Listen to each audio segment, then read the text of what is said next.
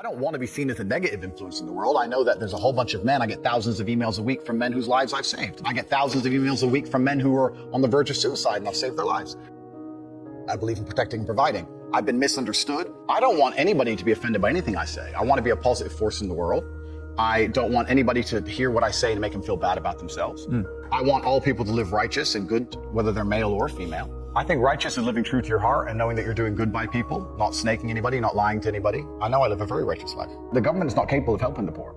And this is why it's so important as a person, you take personal responsibility and understand you're living in a world where the matrix can be cracked. You can make a bunch of money, but you need to take responsibility and do it. I refuse to accept that there are people out there who cannot become happy, contented individuals. I refuse to accept we live in a world where God has created people who, no matter how hard they work and how good their life becomes, can't be happy. I don't accept that. I accept that the universe is a very giving place and that God loves all of us. And if you try your best and you work hard, you can become a better person. I'm telling the younger generation that if they don't get up and work hard and make sure that they're important, that the world's not going to give a about them. 99% of my content was aimed at men, telling them the truth, saying that as a man, you're born with no inherent value. You have to become important. You have to go through some pain or go through some suffering to make people care about you. Otherwise, you're not going to matter. As a dude, if you walk into the party and you've put no effort into your life, nobody gives a shit. Nobody about you. And every man out here knows. And one of the great things about the masculine journey and masculinity is that we've all lived a semi-similar story. It's kind of cool. Like, we've all been the teenager, gets heartbroken. We've all been unimportant. We've all worked hard and then starting to get some clout. And then we've all kind of lived the same kind of journey. So I say to everybody out there, yeah, if you don't follow that path and follow that journey and in one way or another get to the top, whether it's fighting, whether it's comedy, whether it's musician, whatever it is, if you're just going to stay somewhere near the bottom and then at the age of 44, email me saying I'm depressed, well, of course you're depressed. Loser. Yeah. But that was your choice because you have to build yourself as a man. And if you decide not to build yourself, then your life's going to suck.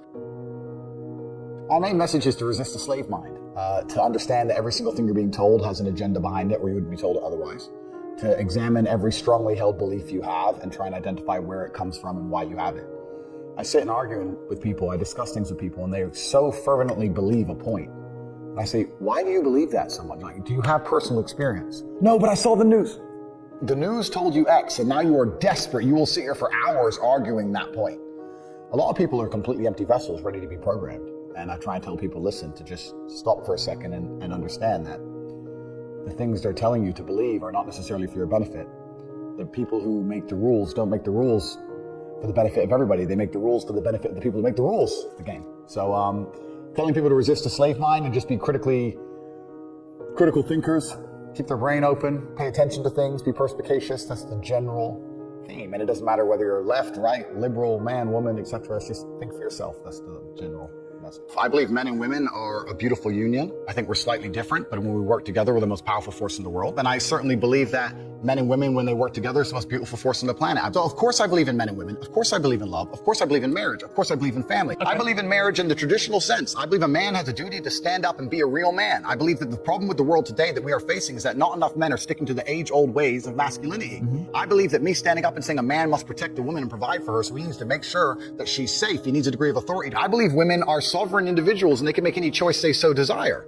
I think that it's important that we remember that a man has a duty. I think I, certainly in my relationship, have a financial responsibility to provide for my woman. My woman would never have to work unless she wanted to because I'm the kind of person who works hard enough. And I'll make another point that needs to be said. The number of women who have stood up and stuck up for me is ignored. Thousands of women are making videos saying, I've met Andrew Tate, he's such a nice guy. I wish I had a man like Andrew Tate who felt responsible to protect and provide for me. You know what? I do belong to my husband. That's why I married him and I love him. We ignore the thousands of women who stood up and stood by me and said everything I said is true. It's just that there's a large contingent of men who still want to make money, go to the gym, be strong, drive a fast car, be traditionally masculine, and don't want to be shamed for that.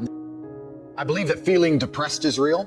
I don't believe depression as a clinical disease is real. I think PTSD is very real. Unfortunately, I have some friends who suffer from that. I know that feeling depressed is real.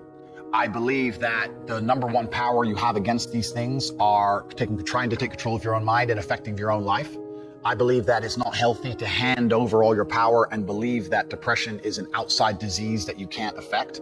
I know that when I've had difficult periods in my life, and also many of my friends, like I've said, suffer from PTSD and been through terrible things. I've lived a very difficult life, and I know people who have. That the things that made them feel better is when they woke up and said, you know what, I'm not going to allow this to damage me anymore. I'm going to take responsibility. I'm going to get up and I'm going to fight this as hard as I can. If someone comes to me and says, I'm clinically depressed or I feel very, very sad, I would say the first thing you need to do is stop accepting the identity of a clinically depressed person. Stop accepting you have no control over this. And what you need to do is stop identifying that way, and let's work together to try and fight against it. A lot of people who are clinically depressed are suffering with something in their life, and if you fix the problem in their life, perhaps they won't feel depressed anymore. The thousands of people who have emailed me saying, my doctor told me I was clinically depressed and it's a disease that I have got in my brain and I can't be fixed. And I started listening to you and I realized that that's not the case and I can fix my own life, and you're the only person who has ever helped me. I believe feeling depressed is real. I do not believe it's a disease that you catch from the sky and you cannot affect. I believe that no matter what happens, I believe you have control of your own mind and you can fight against it. I believe if you change your circumstances in your life, you may feel different. I'll give you a quick example.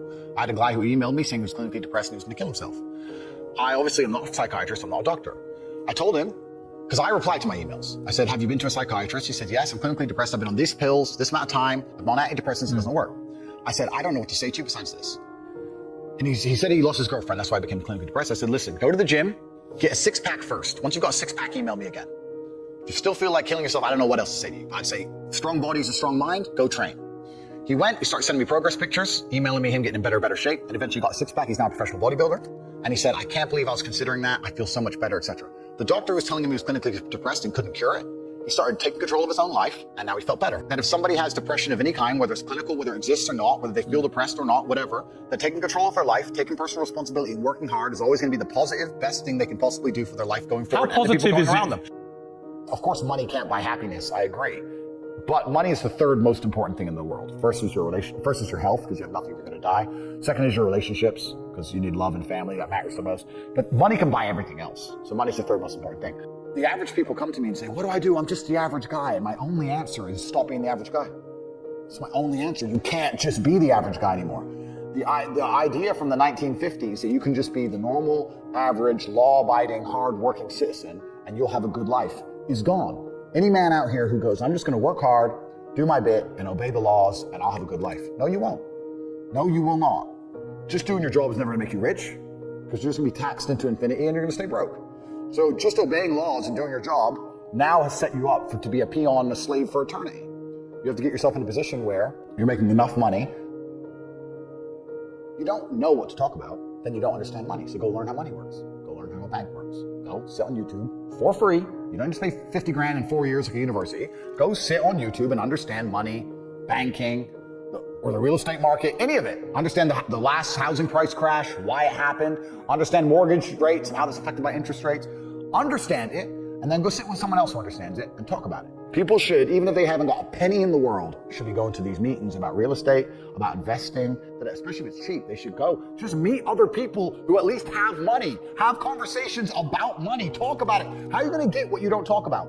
And yes, the cycle of precipitation, right? So a cloud comes, it rains, it falls down to the ground, it goes under the ground, whatever, goes into a stream, it moves into the stream, goes to the ocean, evaporates again up into a cloud, floats somewhere else, falls down again. It's always moving. That's how money is. People think that money is in these large, stagnant pools hidden in people's bank accounts. That's not really true. Money is constantly moving all the time. And if you can find a way to get in between it and stand in the right place at the right time, you're gonna get wet. I think that's the new modern way to view the world. It's an attention economy. It doesn't matter what you do. If you're getting attention, you'll make money. One habit that people need to adopt, and this is a habit I had for a very long time, and I've actually recently cleared it from my brain because I've reached a point where peace of mind is worth more than money. But every single time money is spent, you need to identify how your money was taken from you. And I say taken because money can't be made. Money is taken. Because the only people who can make money are the government. So if you're a government, you can make money. You can print it from thin air. Or a bank. But if you're a person, you're not making money. You're convincing other people to give it to you. You're taking money from others. So every single time you spend money on anything, you need to identify how it was taken from you. When you go and buy a coffee, don't just go buy the coffee and sit down. Sit and say, why did I buy this coffee? Okay, I really want coffee. Yeah. But then why did I go into this store and not that store? Is it better advertising? Does it have less of a line? Do they have seating? How did they convince me to come in here? How much did this coffee cost? £6. What's the profit margin on that? Probably £5.50, £5.80 probably by the time the cup probably costs more than the coffee. The coffee is just water. How did they convince me to spend £6 in this place? And when you sit there and analyze and you all start to learn little lessons about business, you'll learn about the importance of the signage. You'll learn about the importance of there being no queue. Yeah. So that if you ever run a business, I'm telling you, I say with my business, my people all the time, faster. All the time, quicker. Yeah. Like I have a couple businesses that are physical. I'm like, I don't want to see a line. I don't want it to see empty because it looks bad. So when there's lines, you work fast. When we're down to 1 or 2 people, you take your time, you talk to the customer. You keep it so there's like always one person at the thing. Like manage the line. Like people don't think about this stuff. No one's gonna sit and wait in a long queue. Maybe some idiots will, but people like me won't. We got shit to do, right? My time's worth money. I'm not gonna stand and wait in the line. So you have to identify how your money is taken from you. If you start doing that with every single time you spend anything ever, you're gonna start to identify business opportunities, and you're gonna sit there and you're gonna have coffee and you're gonna go, you know what? They could have sold cake and they didn't. Could I outcompete this place? Let's imagine I had the money to start a coffee shop right next door. How would I outcompete them? Well, I'd have cake because they don't have cake. Also, most people in here are businessmen. And the guy serving some dude. No, we need a cute waitress. His ass is fired. We need a chick. Put a chick here, put some cake in. Financial Times, business people in. People don't even think about this stuff. They don't use their brain ever. They don't ever look around and realize how they're spending their money. They don't look around and look at which businesses are successful. They don't look around and pay attention to anything. They don't look at the world and all the things that are happening and how it can benefit them. None of it. They don't look at any of it. They're too busy following the circus. This is why it's clown world. I was walking to college with a couple of my friends and a Ferrari drove past. I said, bro, you see that? And he goes, yeah, what about it? And I said, doesn't that piss you off? I must be about 16. He goes, why? So this dude has 400 G's for a car, 400 grand. I'm walking 4 miles to college because my mom hasn't got any car. He has 400 grand. Do you think he works a job? Do you think he's behind a counter somewhere? He knows something about the world that I don't know. And they were like, well, he's rich. I'm like, yeah, I know. I didn't say he wasn't rich, dummy. I'm saying he knows something about the world I don't know. And I was intrigued and it angered me. I couldn't sleep for weeks. I was pissed off. Every time I saw somebody with genuine money, I understood that everything I was being told and taught and they were trying to make me believe just simply wasn't true. I was like, none of these people are getting these things by following the path that the system is trying to make me follow. And everybody intrinsically knows this. If you go to if you're at BP, you're at a petrol station, and I pull up in my Lamborghini, nobody goes, wow, he went to school. He studied hard. And they do that because they know that the easiest way to amass wealth is to break the rules, because the rules are not designed to allow most people to make money. You can make money within the rules, of course you can, but most people don't. Most people who follow the path work, consume, die. That's it. So I always knew the same thing as you, and I knew there had to be another way. I knew that just working for money was a paradigm that wasn't true. And then you understand making your money work for you, and you understand delinking your time from money. Yeah. You start learning to understand these things, but eventually you build a system and you build an ecosystem like me. I have 60 or 70 people work for me all around the world, and things just happen and money just kind of appears as long as everything's well organized.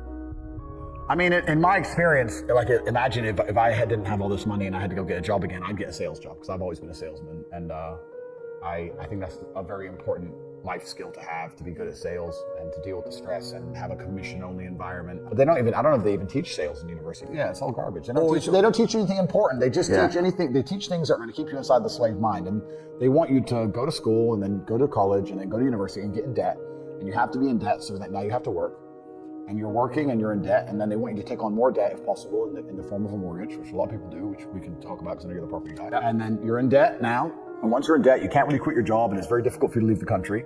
And now they can hold things over you. That's the goal. It's all about control mechanisms, and the system is very well designed to make sure that people are conditioned to obey. It's very hard for the average person to say no to anything.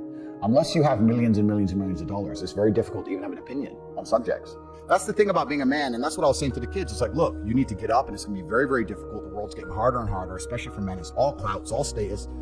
There's no way you're going to matter unless you get up and you work extremely hard. Should young men aspire to work very hard, have no criminal record, become multimillionaires, protect and provide for the women close to them, be sovereign so they can stand up and have their own points of view in face of cancellation, be able to not be mentally intimidated when they go on national TV and there's traps set up for them? Yeah, I believe that confident, strong men who stand up and protect and provide for women are a good thing for the world and a good force for the world. And I don't think that I put a magic spell on anybody. I think there's a whole bunch of men in the world who understands my value. And if men grow up to be like me, you're gonna have a whole bunch of people with no criminal record, dedicated athletes, who protect and provide for the people close to them,